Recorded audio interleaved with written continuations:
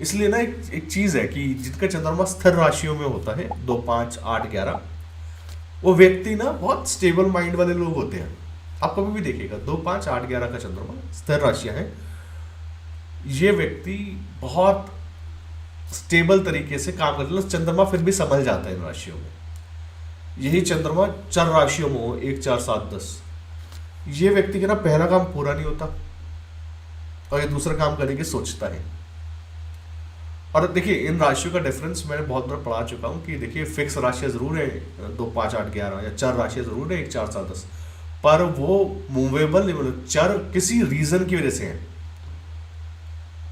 Like चंद्रमा अगर कर्क का हो तो ऐसे व्यक्ति को ना इमोशनली सेटिस्फैक्शन नहीं मिलता, बोलता है नहीं ठीक है, एग्जिस्ट करती है कोई चीज। एरीज, एरीज तो क्या है कि है ही नहीं कोई चीज, एरीज में तो चीज होनी चाहिए किसी भी तरीके से। तो चंद्रमा एरीज का मतलब बस किसी भी तरीके से मिल जाए, मिल तो गई। अब कर्क के अंदर बोलता है हाँ मिल तो गई, पर ना इमोशनली सेटिस्फैक्शन नहीं आ रहा, चीज अच्छी नहीं है। ठीक है, अब कर्क के अंदर जब इमोशनल सेटिस्फैक्शन होता है फिर आता है लिब्रा। तो लिब्रा के अंदर जाके बंदा इंसान अपने आप को बोलता है कि अच्छा ये ना इससे बेटर भी हो सकता था, और बेटर कर सकते हैं, चॉइस कर सकते हैं। Libra is about choices, compare करता है। तो जो भी चीज़ लिब्रा में जाती है इंसान उसको लेके कंपेयर करता है। तो चंद्रमा जब लिब्रा का होता है इंसान ना पूरी जिंदगी कंपैरिजन में निकाल लेता है, उसके पास ज़्यादा मेरे पास कम, इसके पास ज़्यादा मेरे पास कम, अच्छा उससे ज़्यादा हो गया इससे कम हो गया। ये लिब्रा का बेसिक नेचर है चंद्रमा का। चौथा आता है कैप्रिकॉर्न। कैप्रिकॉर्न के अंदर आके बंदा बोलता है अभी ना मेरे को और कितनी ताकत मिल सकती है, मैं कैसे सबसे ज़्यादा बेहतर हो सकता हूँ। या क्योंकि ना कैप्रिकॉर्न की जो चर राशि है ना बिल्कुल ऐसी नेसेसिटी है कि मेरे पास सब कुछ तो है लेकिन अब मेरे को परफेक्शन की तरफ जाना है। तो हर राशि का अपना फ्लेवर है। तो चंद्रमा को देखिए, पहले लगन को देखिए कि पहली बात तो इसके पास सोर्सेज अवेलेबल है या नहीं है। दूसरी चीज़ है चंद्रमा, कि चंद्रमा इसका ठीक ठाक बैठा है या नहीं बैठा है। ये अगर चंद्रमा ठीक ठाक बिठा लिया है, इसके बाद चंद्रमा एग्जॉल्टेड है, एग्जॉल्टेड घर में बैठा है, दिग्बली है, और चंद्रमा ही सारे के सारे ना मतलब द्वंद्व की जड़ है। मतलब मन, गीता में अर्जुन भगवान श्री कृष्ण से बोलते हैं मेरे को तो वायु काबू करने से ज्यादा मुश्किल लगता है ये चंद्रमा को काबू करना, मन को काबू करना, मन का कारक है। तो चंद्रमा अगर क्योंकि चंद्रमा को एफ्लिक्शन बहुत जल्दी होता है। आप देखिएगा ना कभी भी किसी की चंद्रमा की महादशा हो, साथ में बुध की अंतर्दशा आ जाए, शुक्र की अंतर्दशा आ जाए, ये दशाएं ना मतलब इंसान के पास सब कुछ होते हुए भी ना उसको बेचैन रखती है। और चंद्रमा की महादशा के अंदर लोग सबसे ज्यादा परेशान देखे मैंने उन 10 सालों के अंदर, क्योंकि ना वो टर्मोइल के थ्रू ऐसे जा रहे होते हैं। क्योंकि चंद्रमा तो सुबह बोलता है आज ये खाना है, शाम को बोलेगा मेरे को वहां रहना है, क्योंकि चंद्रमा की दशा में घर बदलता है। आप देखिए तो चंद्रमा ना पानी है, मतलब पानी इन द सेंस कि चंद्रमा अपनी किरणों से आपको एनर्जी देता है। उसके ऊपर जिस ग्रह का जिसके साथ वो जिस राशि में बैठता है, जिस ग्रह के साथ बैठता है, उसका उसके ऊपर फ्लेवर चढ़ जाता है। और जैसे ही वो फ्लेवर चढ़ता है वो आपका बेसिक नेचर बन जाता है।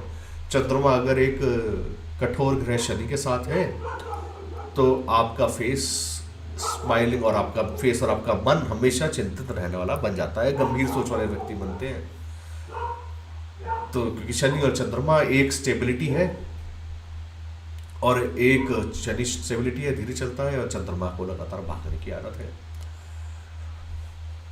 अगर ये दो चीजें ठीक है चार्ट के अंदर तो मतलब चार्ट अच्छा है। लगन लॉर्ड 10th हाउस में बैठा हो, चंद्रमा उच्च का बैठा हो, ऐसे व्यक्ति जिंदगी में कमाल करते हैं। दूसरी चीज, अब जब आपने बेसिक प्लान्स देख लिए, मतलब मैं बोल रहा हूँ बेसिक प्लान्स देख लिए, अब देखिए लगन को सपोर्ट कितना है। क्योंकि देखिए आप ना जिंदगी में अकेले कुछ नहीं कर पाएंगे। आप हमेशा ध्यान रखिएगा, भारत के बहुत सारे प्रधानमंत्रियों के चार्ट देखिए, सबके लाइक इंदिरा गांधी जुपिटर 11 है या 5 है, नरेंद्र मोदी ऑल्सो जुपिटर 11 है, लाल बहादुर शास्त्री फिर से जुपिटर 5 है, और सबको ना शुक्र देख रहा है। If I am not wrong, मेरे को जहां तक याद है, मेरे को एक अपनी मेमोरी से कि एक सेकेंड रुक जाइए, इंदिरा गांधी के चार्ट पे कंफर्म कर देते हैं एटलीस्ट। हाँ, जुपिटर 11th हाउस है, सामने से सन मरकरी देख रहे हैं। ठीक है, तो आप देखिएगा ना कि सपोर्ट कितने लोगों का मिल जाएगा। जितने लोगों का सपोर्ट मिलता चला जाएगा अब लगन को और चंद्रमा को, जैसे कि मैंने परसों मुकेश जो सिंगर है उनका चार्ट डाला। आप उनका चार्ट देखिए, ब्रिलियंट चार्ट है, ब्रिलियंट, मतलब उनके चार्ट में ना कोई प्लान किसी से 6-8 है ही नहीं।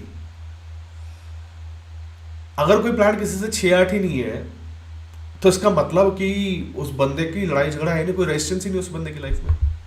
23 साल की उम्र की तक तो वो सिंगर थे। तो ऐसे जो चार्ट्स होते हैं ना जिसके अंदर मतलब वो चार्ट बहुत स्पेशल है, क्योंकि उसके अंदर चंद्रमा भी 21 डिग्री का है, लगन भी 21 डिग्री का है, घटिका लगन 21 डिग्री का है, लगभग 5 या 6 प्लैनेट्स 21 डिग्री के हैं।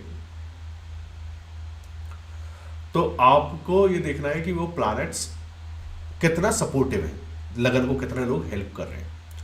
अगर लगन मान लीजिए यही लगन का मालिक छठे घर में बैठ जाए, 8वें घर में बैठ जाए, 12वें घर में बैठ जाए, तो लगन का मालिक छठे घर में बैठना ठीक है, कोई परेशानी नहीं। ऐसा व्यक्ति जिंदगी में मेहनत करेगा, वो ढूंढ के लाएगा कि मेरे को ना अब मेहनत कहाँ करनी है, मेरे को कहाँ पर, एक टिपिकल पंजाबी वर्ड है कलेश कहाँ करना है, क्योंकि उसकी ना आत्मा मांगती है कि अब कहाँ पे। और जो भी उस ग्रह का जो सिग्निफिकेंस है, लाइक अगर शुक्र है छठे घर में तो उसको ऐसा लगता है कि, और ये सिर्फ टॉरस असेंडेंट के लिए पॉसिबल है क्योंकि लिब्रा छठे घर में चला जाएगा, तो उस लगेगा आज ना मैं कपड़ों के लिए, खाने के लिए किससे लड़ना है, क्योंकि लड़ना तो मेरी बेसिक नेचर है, नियति है।